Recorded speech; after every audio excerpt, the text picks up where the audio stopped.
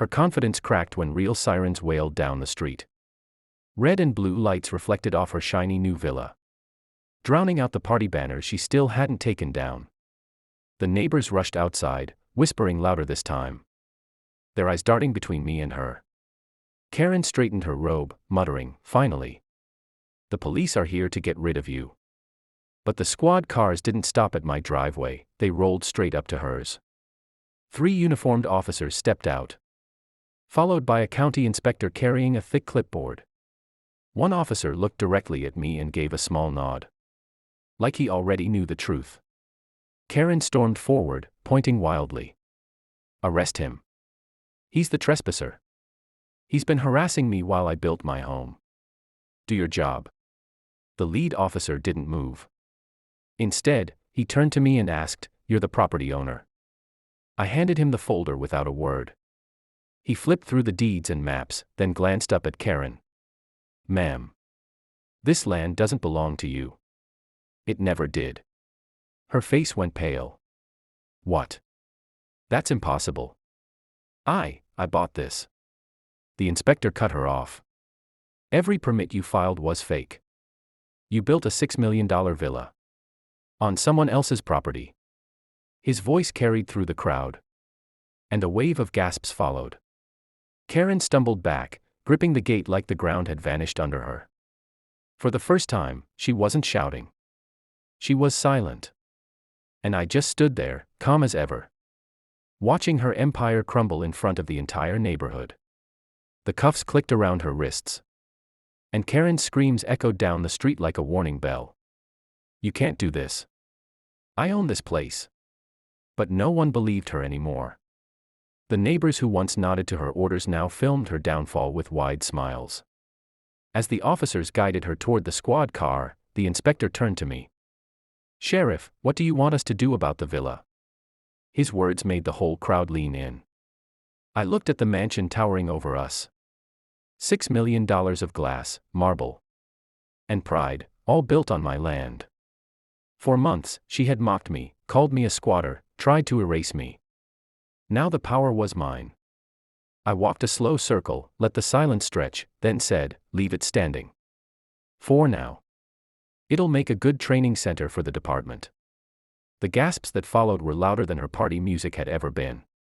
Karen's eyes widened in terror as the doors slammed on the cruiser, muffling her last desperate shouts. She hadn't just lost her fake power. She had built a monument that now belonged to the very men she tried to destroy. I turned to the neighbors, who were still stunned, and said one line that would echo across the community for years. "I didn't fight for this country just to be told I don't own my own land." The crowd cheered, phones kept recording, and Karen's car rolled away into the distance. Her empire was gone, her lies exposed, and her name forever tied to the villa she built but could never keep. She slammed the paper against my door and shouted, "This land isn't yours anymore." Her voice was loud enough for the whole street to hear. Neighbors peeked from their windows, whispering, while she stood there like a queen of the block. She wasn't just any neighbor, she was the HOA president. And she acted like the world bent to her rules. That day she crossed a line. She marched up to my porch, pointing at the ground under my feet, and said, "I'm building my dream villa here. Either move or be removed." I didn't argue. I didn't shout back. I only looked at her once and closed the door. Inside, my heart was burning, but my face stayed calm. People thought I was crazy when I didn't fight her from day one. They saw trucks pulling in, workers breaking ground, steel and cement rising where my garden once stood. For months, she laughed at me in front of the neighborhood, calling me the squatter. And when her $6 million villa finally stood tall on my land, she threw a party. Lights glowing, music blasting, telling everyone she had won. But what she didn't know was that every nail, every brick, every light she put up only made me richer. I had the papers, the proof, and something she could never imagine waiting for her. And while she celebrated her new empire, I whispered to myself, "Keep building, Karen. Because soon, everything you own will be mine." The morning after her grand party, Karen strutted across the driveway in her silk robe, holding a glass of champagne like she had conquered the world. She waved at the neighbors, shouting, "This is how real owners live." As if her voice could erase the truth. She didn't know I had been sitting quietly in my truck the entire night. A thick folder resting on the passenger seat. Inside were the original land deeds, county records.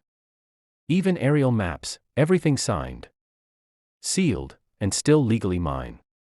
She spotted me and smirked. "Still here? You really don't get it, do you? The cops will be here today. You're trespassing." She snapped her fingers and, right on cue, two men in cheap uniforms walked up the driveway. Fake security, the kind she always hired to scare people. One of them barked, "Sir, you need to vacate immediately." I didn't flinch. I pulled my phone out, tapped the screen, and turned it around so everyone could see the live feed from my security cameras. The whole neighborhood gasped when they realized I had been recording every single construction day. Every fake notice, every threat. The so-called officers froze when the camera zoomed in on their faces. Karen's smile slipped, but she doubled down. "This won't save you. I run this neighborhood," she yelled, her voice shaking this time. I leaned against my truck and said calmly, "Funny thing about power. It only works if it's real."